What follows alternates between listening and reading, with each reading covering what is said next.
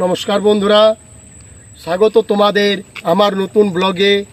আজ আমরা চলেছি একটা নতুন জায়গা, সেটা হচ্ছে পঞ্চকোট রাজবাড়ি। এই ট্রিপটা হবে একদম স্পেশাল। চলো শুরু করা যাক। হ্যালো বন্ধুরা, আপনারা দেখতে পাচ্ছেন যে পাঞ্চেত পাহাড়ের একবারে মধ্যিখানে একটা রাজবাড়ি।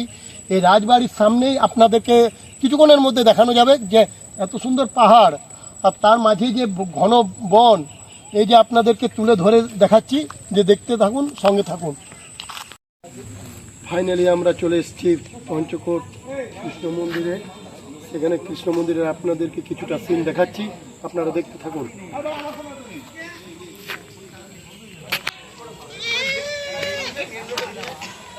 কৃষ্ণ মন্দিরের যে ভিতরে সিন সেটা দেখাচ্ছি, খুব প্রাচীন।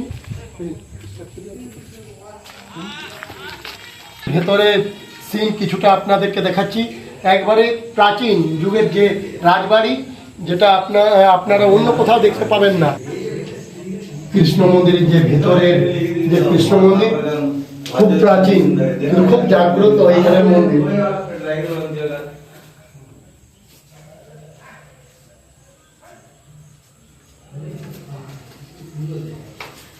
দেখতে পাচ্ছেন আপনারা যে কাজগুলো করা আছে।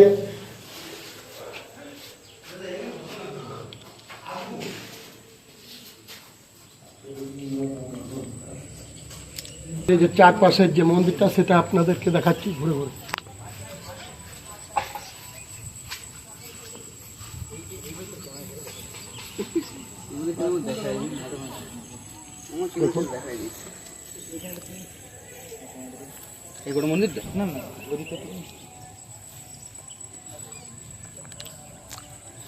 পঞ্চকোট পাহাড় যে এত সুন্দর প্রাকৃতিক সৌন্দর্য আর কোথাও পাবেন না। এখানে এলে দেখতে পাচ্ছেন যে রাজবাড়ি, এখানে রাজারা থাকতো আগে। এমনকি সুন্দর সুন্দর পাহাড়, পিকনিকের জায়গা। এখানে পিকনিক করতে এলেও আপনারা আসতে পারেন। আপনারা এলে এখান থেকে গোটা দিন কাটালেও মনে হচ্ছে যেতে চাইবে না। এখানে ছোট ছোট ধাবাও আছে এবং পাশে রিসোর্টও আছে। আপনারা যদি আসেন এখানে থাকতেও পারেন, খুব সুন্দর আছে এই জায়গা। এই যে পাহাড়ের থেকে যে মেঘটা যাচ্ছে, খুব সুন্দর লাগে দেখতে। যখন জল পড়ে বা যখন মেঘ করে, খুব সুন্দর লাগে দেখতে। এলে এই যে এইমাত্র এসছি, এখন যে সিন খুব সুন্দর লাগছে। পুরো পাহাড়টা মেঘের মধ্যে ঢাকা পড়ে যায়, দেখুন।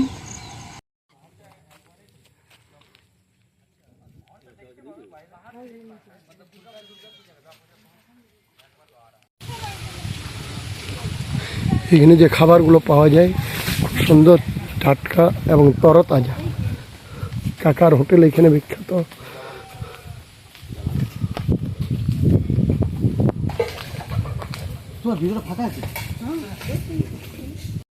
মন্দিরের ঠিক অপোজিটে রাজার ঘোড়া থাকতো। রাজার ঘোড়ার বদলে এখন পরিবর্তন হয়েছে, এখন ভেড়া থাকছে, দেখুন আপনারা।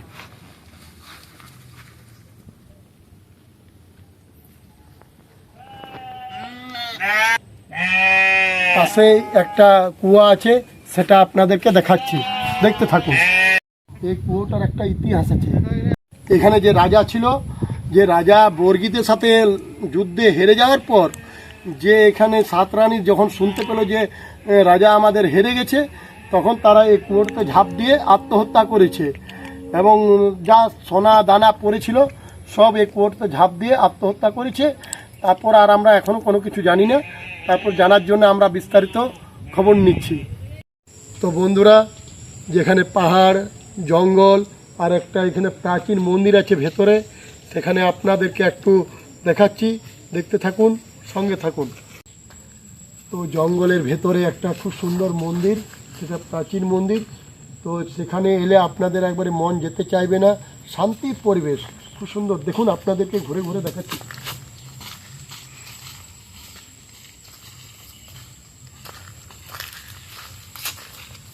খুব সুন্দর কাজ করানো আছে মন্দিরে।